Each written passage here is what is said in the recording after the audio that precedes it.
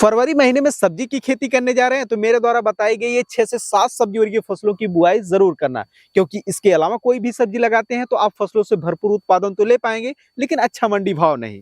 पूरे साल में फरवरी का महीना ऐसा होता है कि आप फरवरी के प्रथम सप्ताह में कोई भी सब्जी की बुआई करते हैं तो इससे उत्पादन और मंडी भाव कुछ और देखने को मिलता है, और इसी फरवरी के लास्ट सप्ताह में अगर आप कोई भी सब्जी की बुआई करते हैं तो उस समय आपको उत्पादन और मंडी भाव कुछ और ही देखने को मिलता है। फरवरी का महीना आने वाला है, ऐसे में हम में से बहुत से किसान भाइयों के मन में अभी भी ये असमंजस बना हुआ है कि फरवरी महीने में ऐसी कौन सी सब्जी लगाएं जिससे आने वाले गर्मी के दिनों में फसलों से भरपूर उत्पादन के साथ साथ अच्छा मंडी भाव भी देखने को मिले।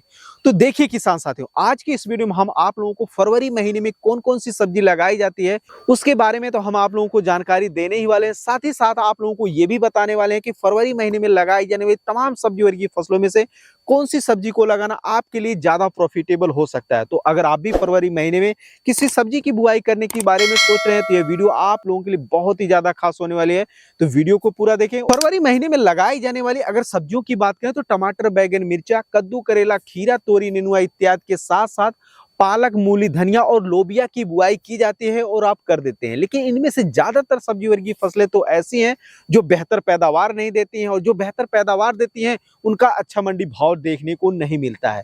तो इन तमाम सब्जी वर्गीय फसलों में से कौन सी सब्जी को लगाना आपके लिए ज्यादा प्रॉफिटेबल हो सकता है, उनमें से पहले नंबर पर है भिंडी की खेती। तो किसान साथियों, अगर आप लोग जो है फरवरी महीने में भिंडी की बुआई करते हैं तो यह मात्र जो है बुआई के 45 से 50 दिन में पहली हार्वेस्टिंग देना शुरू कर देती है, और ये 3 से 4 महीना तक इनमें हार्वेस्टिंग देखने को मिलता है। तो कभी आप लोगों को कम, कभी ज्यादा मंडी भाव देखने को मिलता है। फिर भी अगर आप एक एवरेज बेस पे देखें तो अगर आप लोग 1 एकड़ में भिंडी की खेती करते हैं तो यह मान के चलिए कि आप लोग 2.5 से 3 लाख रुपए तक का आसानी से इनकम जनरेट कर सकते हैं।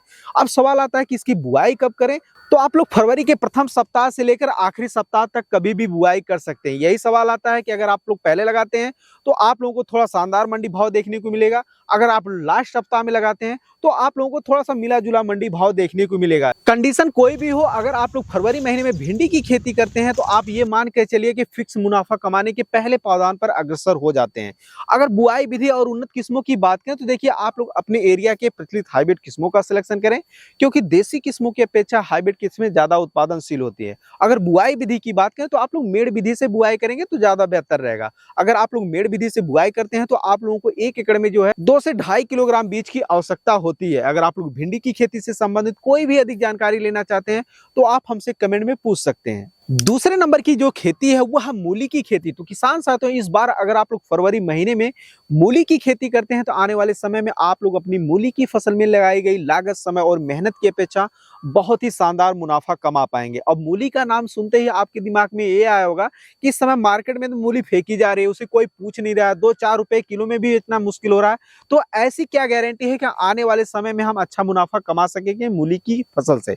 तो देखिए, अभी आपका जनवरी का महीना चल रहा है और फरवरी महीने में मूली की जो फसल होती है वो सभी किसान भाई उगा लेते हैं। इस कारण इसका जो मंडी भाव है वो बहुत ही बुरा हाल देखने को मिलता है। लेकिन यही मूली की बुआई अगर आप लोग जो है 25 फरवरी से लेकर 1 मार्च के बीच में करते हैं तो यह मूली की फसल जो है वो अप्रैल महीने में तैयार होगी। उस समय मार्केट में ज्यादातर मूली की फसल रहेगी नहीं। इस कारण आप लोगों को अपनी मूली की फसल में लगाई गई लागत, समय और मेहनत के अपेक्षा शानदार मुनाफा कमा पाएंगे। इसमें अगर हम प्रति एकड़ लागत की बात करें तो मात्र 15 से 20 हजार रुपए की लागत आती है, और 1 से 2 सिंचाई में ही मात्र जो है 35 से 40 दिन में ही तैयार हो जाती है, और 50 दिन के अंदर अंदर इसकी पूर्ण रूप से हार्वेस्टिंग हो जाती है।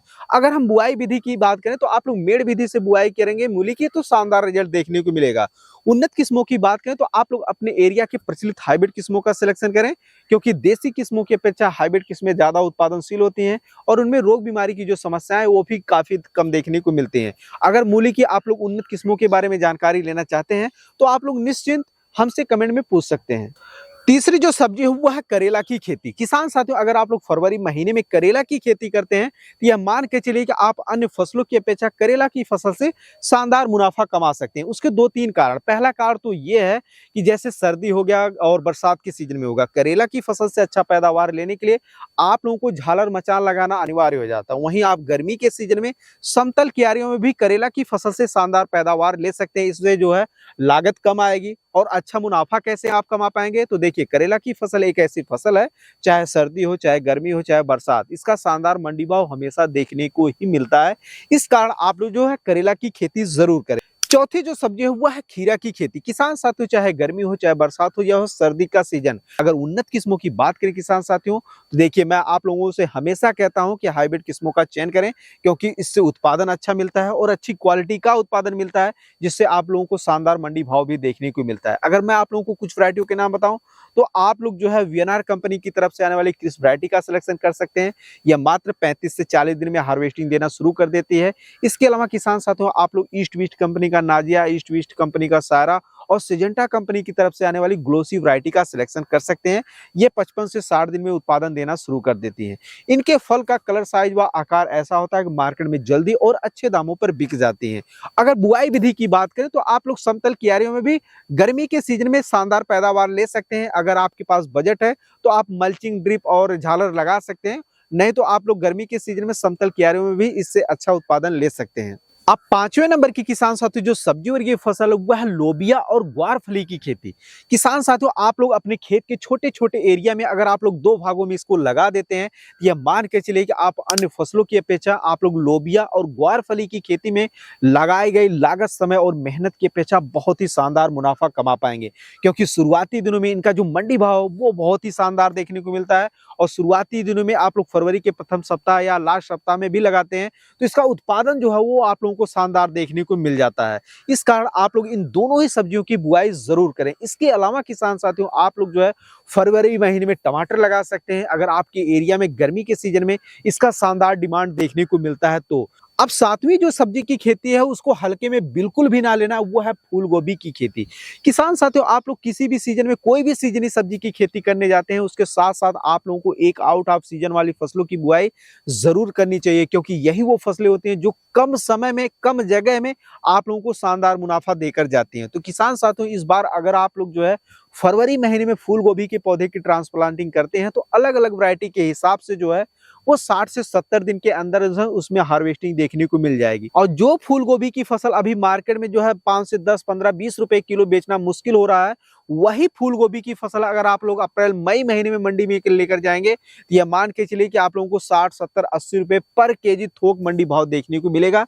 तो आप लोग अच्छा खासा मुनाफा कमा पाएंगे। अगर आप लोग फूल गोभी की खेती से संबंधित कोई अधिक जानकारी लेना चाहते हैं तो आप हमसे कमेंट में पूछ सकते हैं।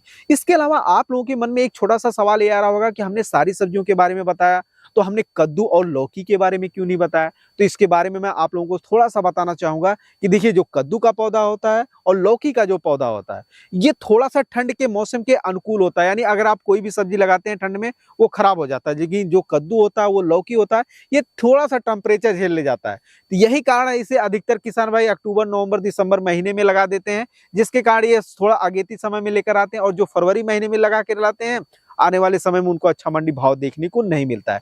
तो इस कारण हमने आपको कद्दू और लौकी के बारे में नहीं जानकारी दी है।